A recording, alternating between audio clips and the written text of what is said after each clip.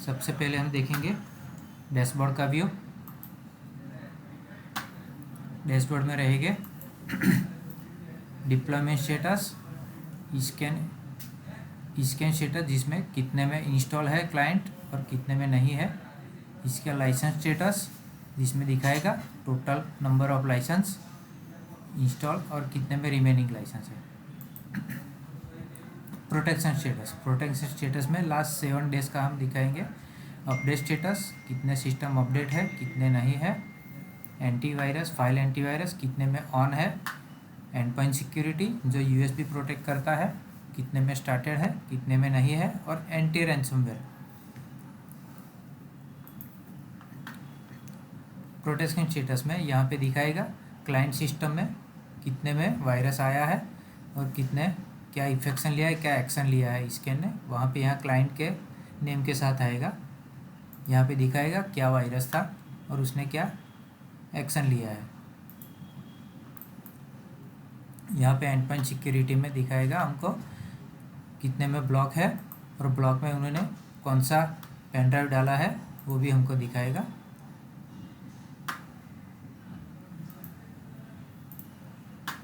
यहाँ पे top 10 summary है। ये टॉप 10 समरी में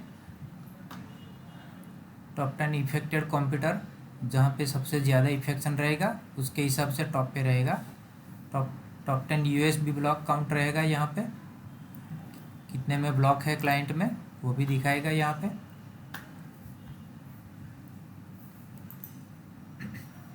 टॉप 10 एप्लीकेशन ब्लॉक, एप्लीकेशन अगर ब्लॉक कर सकते हैं यहाँ पे तो एप्लीकेशन का भी ब्लॉक में यहाँ पे रिकॉर्ड रहेगा। टॉप 10 एप्लीकेशन अलाउ में भी यहाँ पे रिकॉर्ड रहेगा। क्या एप्लीकेशन अलाउ है उसका हमको सब रिकॉर्ड मिलेगा यहाँ पे। टॉप 10 वेबसाइट ब्लॉक जो ब्लॉक किया है वो उस वेबसाइट का अगर क्लाइंट एक्सेस करता है तो उसका रिपोर्ट भी हमको मिलेगा। अगर हमको वेबसाइट अलाउ का भी रिपोर्ट चाहिए तो वो भी मिल सकता है। टोटल वेबसाइट अलाउ काउंट यहाँ पे दिखाएगा। और टॉप 10 एक्सप्लॉइट ब्लॉक यानी रैंसमवेयर का अटैक अगर क्लाइंट पे रहता है तो उसका भी यहाँ पे हमको समरी मिलेगा। और एक फीचर है हमारा एसेट चेंज। अगर हमारे नेटवर्क में कहीं पे भी क्लाइंट में कुछ रैम चेंज हुआ है, सीपीयू, मदरबोर्ड और हार्ड डिस्क चेंज हुआ है तो हमको यहाँ पे उसका रिकॉर्ड मिलेगा। सॉफ्टवेयर चेंज भी दिखाएगा हमको, कौन सा सॉफ्टवेयर चेंज हुआ है कौन सा अनइंस्टॉल हुआ है वो भी दिखाएगा। लाइव स्टेटस पूरे नेटवर्क में कौन से कितने सिस्टम लाइव है वो हमको दिखाएगा, कितने सिस्टम ऑफलाइन है वो हमको दिखाएगा।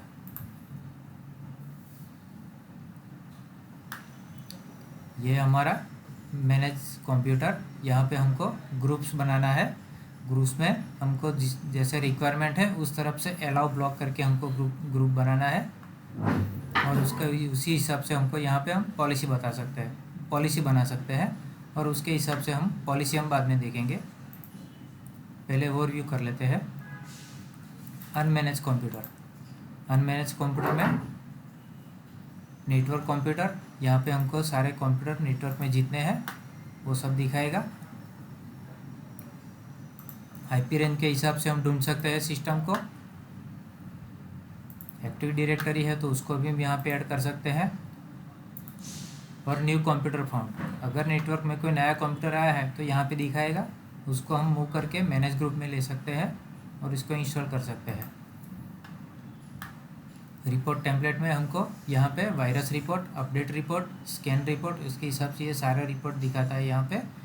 अगर हमको शेड्यूल चाहिए तो हमको शेड्यूल के हिसाब से भी यहाँ पे क्रिएट कर सकते हैं schedule.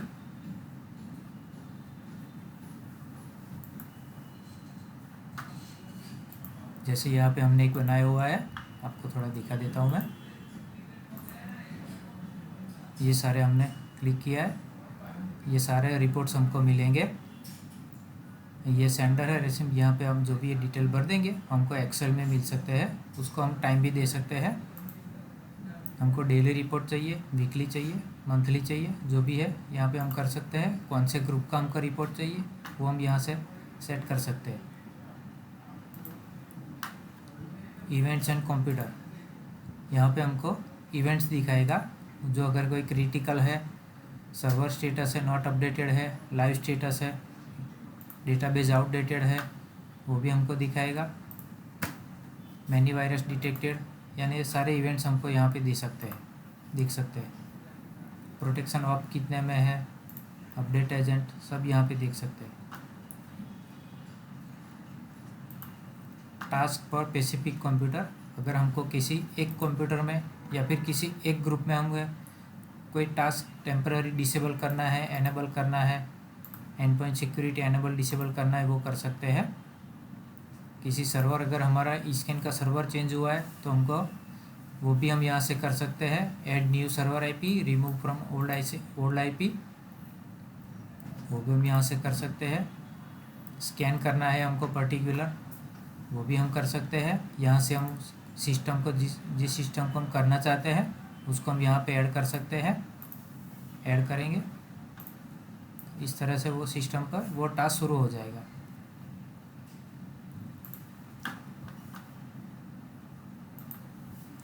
Assets management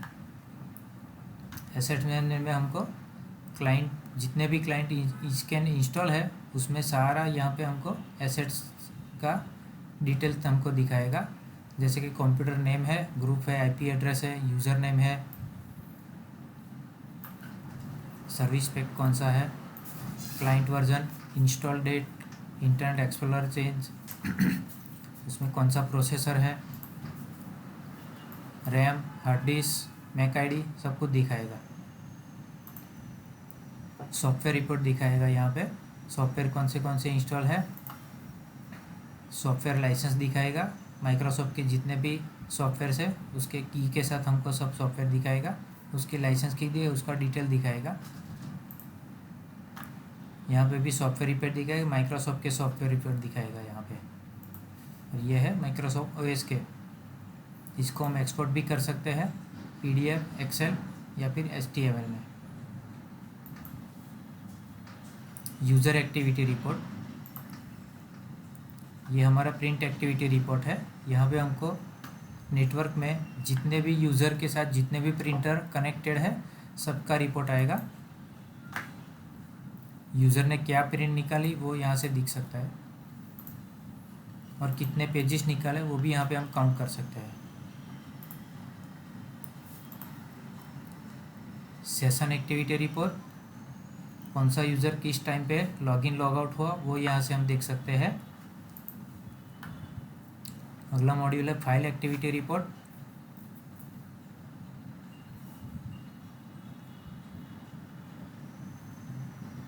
file activity report में नेटवर्क में हमने पेन ड्राइव अलाउ है और उसने कुछ भी कॉपी पेस्ट किया तो वो उसका रिपोर्ट हम देख सकते हैं। फाइल एक्टिविटी रिपोर्ट में हम लोकल नेटवर्क रिपोर्ट भी हम ले सकते हैं, और लोकल सिस्टम में भी डी ड्राइव या सी ड्राइव में भी कुछ भी चेंज किया तो उसका भी हम रिपोर्ट ले सकते हैं।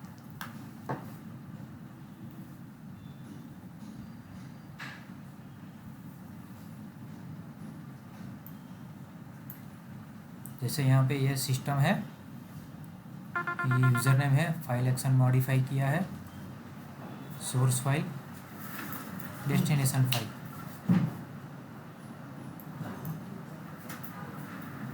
कौन से ड्राइव में से कौन से ड्राइव में कॉपी पेस्ट हुआ वो सब दिखाएगा, सोर्स और डेस्टिनेशन से दिखाएगा। यहाँ पे सिर्फ न्यू फाइल क्रिएट हुआ है वो उसका सब यहाँ पे रिपोर्ट दिख रहा है। पैच रिपोर्ट, माइक्रोसॉफ्ट ने जितने भी सिक्योरिटी पैचेस रिलीज़ किए हैं वो सब ईस्कैन क्लाइंट में इंस्टॉल कर सकता है। तो यहाँ पे सिर्फ माइक्रोसॉफ्ट जितने सिक्योरिटी पैचेस है वही डाउनलोड करके क्लाइंट में इंस्टॉल करेगा, नहीं कि विंडोज़ को अपडेट करेगा। विंडोज़ अपडेट नहीं करेगा, सिर्फ सिक्योरिटी पैचेस को इंस्टॉल करेगा। नोटिफिकेशन है, आउटब्रेक अलर्ट है, यहाँ पे हमको सेट कर सकते हैं। अगर किसी भी सिस्टम में 25 नंबर से ज़्यादा वायरस एक दिन में आए या फिर एक आवर्स में आए तो हमको सीधा मेल आ सकता है, ऐसा हम सेट कर सकते हैं। इवेंट्स अलर्ट्स है,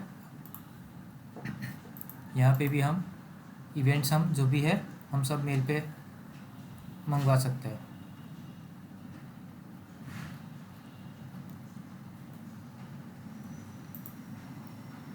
अनलाइसेंस मूव क्लाइंट, इसका भी हम रिपोर्ट मिल सकते हैं। न्यू कंप्यूटर अलर्ट, अगर कोई नया कंप्यूटर ऐड हुआ नेटवर्क में तो भी हमको मेल मिल सकता है। SMTP सेटिंग, जो हमको सेंड रिसीव करना है रिपोर्ट्स, उसका सेटिंग यहाँ पे हम कर सकते हैं।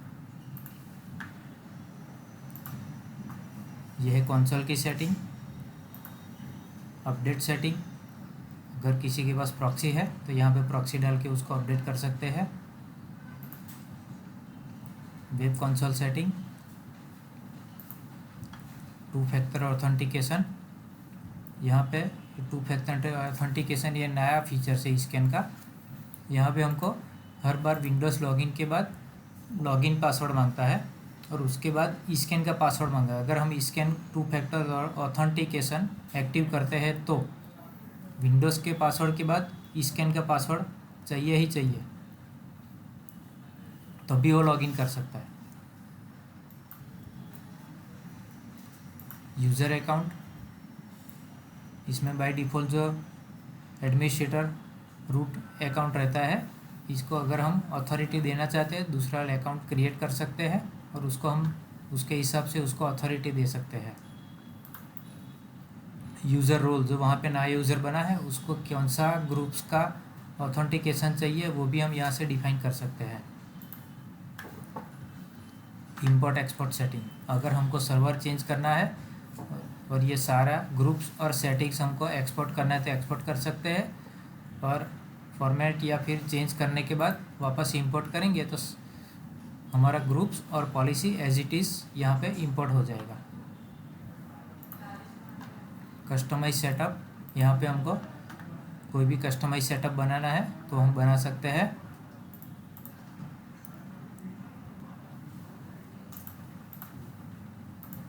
ये है लाइसेंस, यहाँ से हमको की डाल के एक्टिवेट करना है। अब हम देखते हैं पॉलिसी मॉड्यूल। पॉलिसी में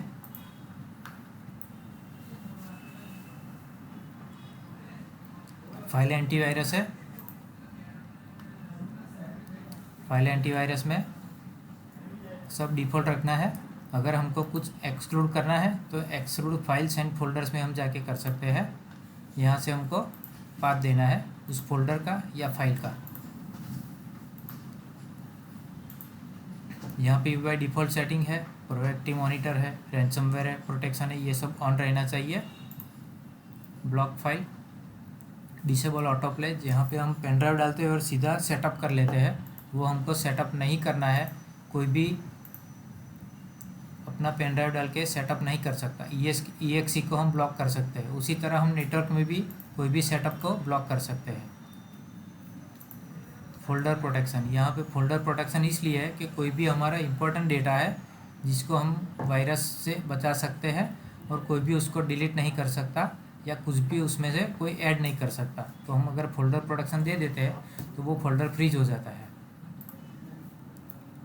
फाइल राइट्स, यहाँ पे हम रिमोटली कोई भी EXE को चेंज नहीं कर सकता है, इसलिए हम यहाँ पे फाइल राइट्स दे सकते हैं। सिस्टम के कोई भी EXE को रिमोटली कोई भी चेंज नहीं कर सकता।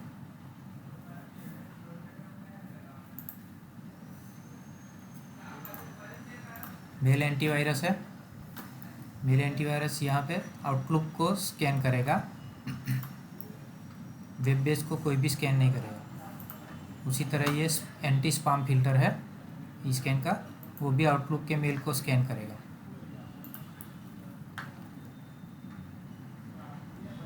वेब प्रोटेक्शन, यहाँ पे स्कैन ने बहुत सारी कैटेगरी दी है। कैटेगरी के हिसाब से आप अपने क्लाइंट्स को दिखा सकते हैं कि क्या हमको ऑन रखना है, क्या ब्लॉक करना है। जैसे कि सोशल मीडिया है, शॉपिंग है, बहुत सारे हैं यहाँ पे। अगर हमको टोटली ब्लॉक करना है तो यहाँ पे ब्लॉक कर सकते हैं, और जो भी अलाउ करना है वो यहाँ पे हम वेबसाइट डाल सकते हैं तो वो अलाउ में रह जाएगी।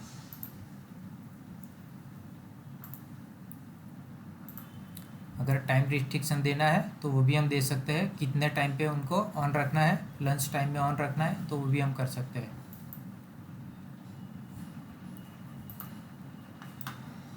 ये स्कैन का सॉफ्टवेयर फायरवॉल है। यहाँ पे हम रूल्स बना सकते हैं। यहाँ पे भी बहुत सारी कैटेगरीज है, आप अपना रूल्स भी बना सकते हो। इनकमिंग आउटगोइंग दोनों को हम स्कैन कर सकते हैं। एंड पॉइंट सिक्योरिटी, ये है एप्लीकेशन कंट्रोल। यहाँ पे हम एप्लीकेशन को कंट्रोल कर सकते हैं, ब्लॉक कर सकते हैं। अगर कोई एप्लीकेशन चलाना नहीं चाहते हो तो यहाँ पे सिर्फ उसका EXE का नाम डाल दोगे और ऐड कर दोगे तो वो ब्लॉक हो जाएगी। और बाय डिफ़ॉल्ट स्कैन में कैटेगरी दिया हुआ है गेम, मैसेंजर, वीडियो प्लेयर और पीयर टू पीयर एप्लीकेशन। और उसको हम वाइट लिस्ट में भी डाल सकते हैं। डिवाइस कंट्रोल, डिवाइस कंट्रोल में USB को हम ब्लॉक करेंगे तो कोई भी रिमूवेबल मीडिया नहीं चल सकता है। और हमको ऑन रखना है तो पासवर्ड प्रोटेक्टेड भी रख सकते हैं कि जिस यूज़र के पास पासवर्ड रहेगा वही ऑन कर सकता है और वही उसको एक्सेस कर सकता है। डू वायरस स्कैन, जैसे भी कोई यूज़र पेन ड्राइव डालेगा तो उसको कंपलसरी स्कैन होना ही है। रीड ओनली, पेन ड्राइव में से हम लैपटॉप में या डेस्कटॉप में ले सकते हैं कोई भी डेटा, पर डेस्कटॉप में से पेन ड्राइव में नहीं ले सकते। रीड ओनली से ये फ़ायदा है। Allow user to cancel scan, अगर हमने कंपलसरी स्कैन चालू किया है, अलाउ यूज़र को अलाउ करना है या नहीं रखना है वो यहाँ से कर सकते हैं। डिसेबल ऑटो प्ले, कोई भी पेन ड्राइव में ऑटो प्ले का कोई सॉफ्टवेयर है तो यहाँ से हम डिसेबल कर सकते हैं। रिकॉर्ड फाइल USB, जो भी USB का कॉपी पेस्ट होगा, जो भी कोई डेटा कॉपी या पेस्ट होगा CD में या USB में, उसका हमको रिपोर्ट मिल सकता है। Record file copy to network, network में जितना भी डेटा कॉपी पेस्ट होगा या मॉडिफाई होगा उसका हमको रिपोर्ट मिल सकता है। उसी तरह यहाँ पे लोकल का भी मिल सकता है। ये ignore system drive, system drive में कुछ भी चेंज होगा तो वो भी हमको डेटा मिल सकता है। यहाँ से हम डिसेबल वेबकैम कर सकते हैं, डिसेबल SD कार्ड, ब्लूटूथ और अटैचमेंट भी ब्लॉक कर सकते हैं। CD DVD ब्लॉक कर सकते हैं, रीड ओनली भी कर सकते हैं।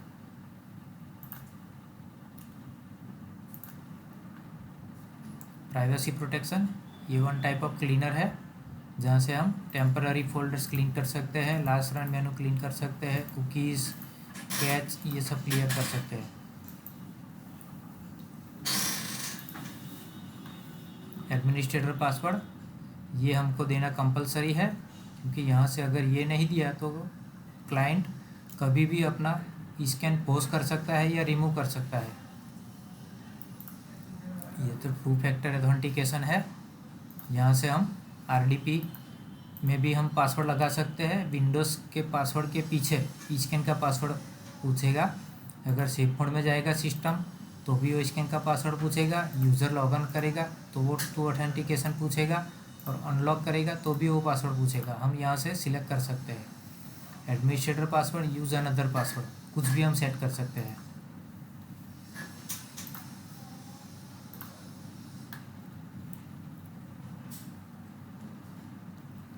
शेड्यूल स्कैन है, यहाँ पे हमको कौन से टाइम पे सारे सिस्टम स्कैन करने हैं वो हम कर सकते हैं। यहाँ से डेली, आवरली, वीकली, मंथली कर सकते हैं।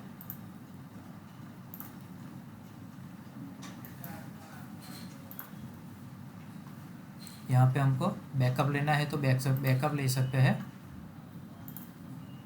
जो रैंसमवेयर का अटैक रहता है मोस्ट ऑफली Word, Excel, PowerPoint, PDF और इमेज फाइल पे रहता है। बाय डिफ़ॉल्ट वो सब यहाँ पे ऑटोमेटिक बैकअप हो जाएगा और ये जहाँ पे भी जिस ड्राइव में ज़्यादा जगह होगी उसमें वो अपना बैकअप कर लेगा।